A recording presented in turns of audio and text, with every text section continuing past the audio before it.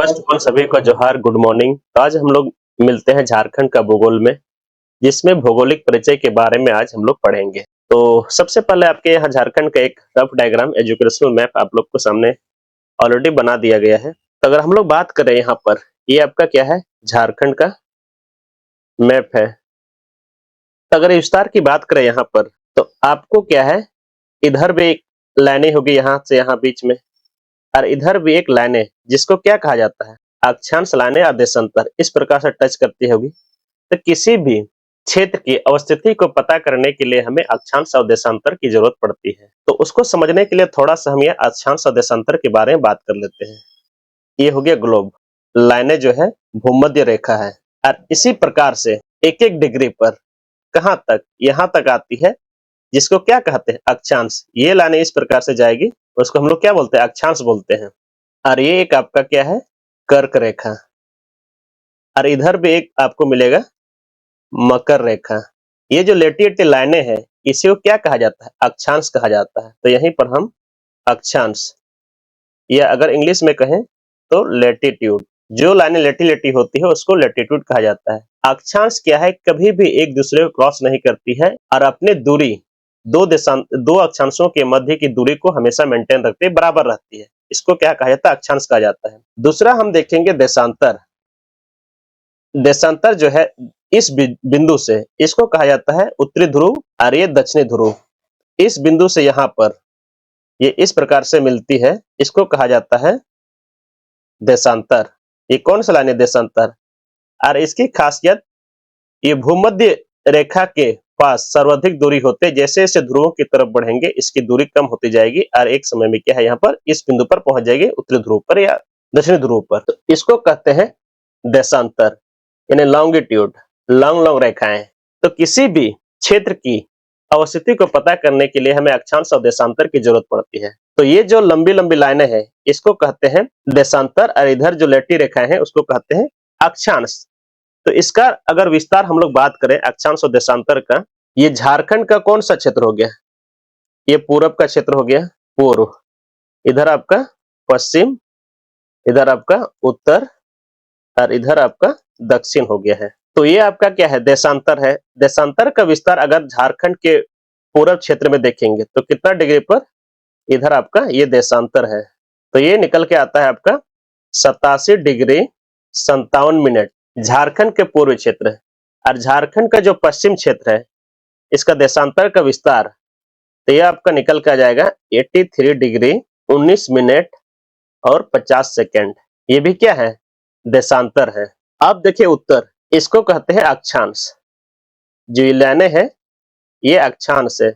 अगर झारखंड का उत्तर की बात करें तो कितना डिग्री अक्षांश है, 29 डिग्री 19 मिनट और 15 सेकेंड, ये अक्षांश है उत्तर में। अगर दक्षिण में बात करें झारखंड के, तो 21 डिग्री 58 मिनट और 10 सेकेंड, आपको इतना मिल जाएगा। तो यहाँ पर हम लोग बात करेंगे विस्तार के बारे में। तो विस्तार के बारे में यहाँ पर लिखते हैं विस्तार। तो कितना कितना पर विस्तार आ रहा है आपका, अगर हम अक्षांश करें, अक्षांश का विस्तार, तो ये आपका आता है यहाँ से। अगर उत्तर से हम लोग बात करें, ये अक्षांश है ना जी, तो उत्तर से बात करें तो ये निकल के आता है आपका 29 डिग्री 19 मिनट और 15 सेकेंड से लेकर कितना, 21 डिग्री 58 मिनट और 10 सेकेंड, ये अक्षांश का विस्तार है। और देशांतर का, देशांतर विस्तार, विस्तार, तो देशांतर विस्तार ये वाला है। अगर पूरब से ले तो 87 डिग्री 57 मिनट से लेकर आपको 83 डिग्री 19 मिनट और 50 सेकेंड, ये देशांतर का विस्तार हो गया है। अब झारखंड कहां पर अवस्थित है, अगर अवस्थिति की बात करें तो ये उत्तरी गोलार्ध पर अवस्थित है, उत्तरी गोलार्ध, क्योंकि क्या है, यहाँ पर अवस्थित है ना, कर्क रेखा इस यहाँ पर। अगर निर्माण की बात करें तो जो बिहार का भाग है 46%, 46% भूभाग, जिसमें क्या था, एकीकृत बिहार जिसको बोलते हैं, एकीकृत का कितना प्रतिशत, 46% भूभाग को लेकर झारखंड का निर्माण हुआ है। और ये 15 नवंबर 2000 ईस्वी का और ये देश का 28वां राज्य है।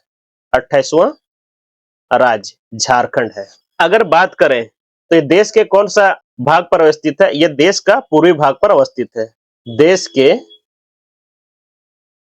पूर्वी भाग इसकी अवस्थिति है।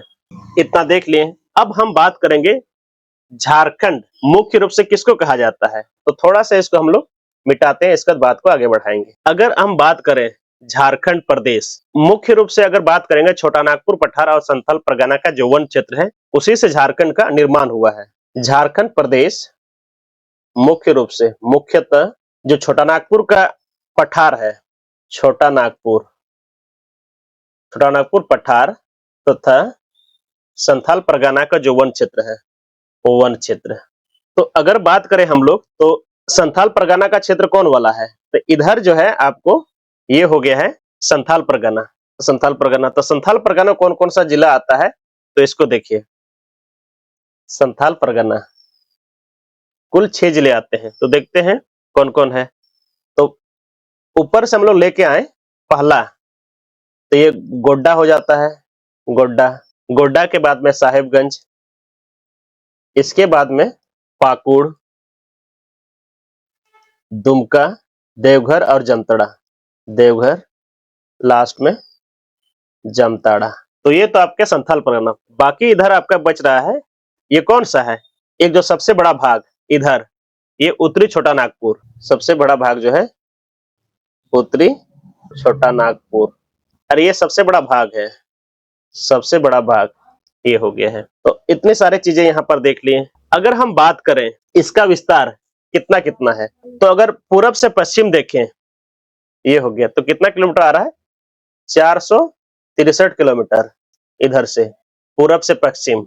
और उत्तर से दक्षिण अगर बात करेंगे, उत्तर से दक्षिण आपका आता है 380 किलोमीटर इसकी लंबाई है। और देश की कुल क्षेत्रफल का कितना प्रतिशत है, 2.4% है। तो यहां पर हम लिखते हैं इसका देश की कुल क्षेत्रफल 2.4% है। ये क्या है, क्षेत्रफल का, देश की जो जितना क्षेत्रफल है, मतलब भारत का जितना क्षेत्रफल है उसमें से झारखंड का क्षेत्रफल कितना आता है, 2.42% है। अगर क्षेत्रफल की दृष्टि से भारत का कौन सा राज्य है, क्षेत्रफल की दृष्टि से भारत का ये 15वां सबसे बड़ा राज्य है, 15वां बड़ा राज्य है, सबसे नहीं होगा बड़ा राज्य। ये जम्मू कश्मीर का पुनर्गठन के बाद में, कश्मीर पुनर्गठन के बाद इतना सारा हो गया। तो ये हम लोग देख लिए। अब हम बात करेंगे जनसंख्या। तो कुल जनसंख्या कितना आते हैं, 3,29,88,134 ये कुल जनसंख्या है। और कुल जनसंख्या कितना प्रतिशत है, देश की कुल जनसंख्या का, यहाँ पर देश की लिख दीजिए, देश की कुल जनसंख्या का आपका कितना आ रहा है, 2.72% है ये कुल जनसंख्या। अगर जनसंख्या की दृष्टि से हम बात करें तो ये 14वें स्थान पर आता है। जनसंख्या पूरे भारत में जितने भी स्टेट हैं उसमें जनसंख्या की दृष्टि से अगर झारखंड का स्थान अगर देखें से आपका 14वें स्थान पर है। तो ये इतना सारा हम लोग देख लिए। अब यहाँ पर बात करते हैं उसकी सीमा, कहां कहां से सीमा शेयर करती है।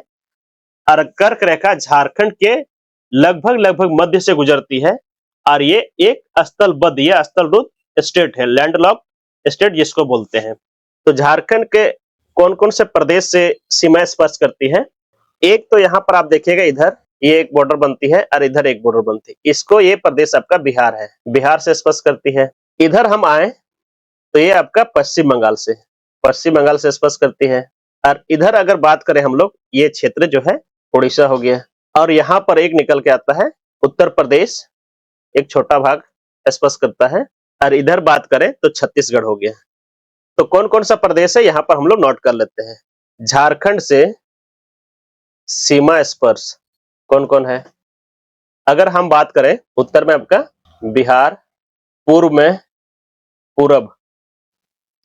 पूरब में बात करें तो पश्चिम बंगाल, और दक्षिण में बात करें उड़ीसा, और पश्चिम में पूरब, उत्तर, पूरब, दक्षिण और आपका बच जा रहा है पश्चिम। इधर से हम शुरू किए हैं इस प्रकार से, ठीक ना। आपका था छत्तीसगढ़। और एक जो है उत्तर पश्चिम। उत्तर पश्चिम में छोटा सा भाग आपका कौन सा प्रदेश है?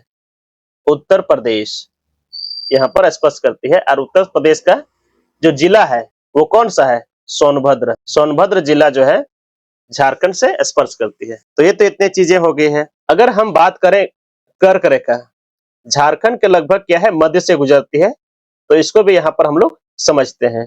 तो कर्क रेखा कितने प्रदेश से? तो अगर हम पश्चिम से पूरब की तरफ देखें तो यहाँ पर स्पर्श करती है आपका लातेहार।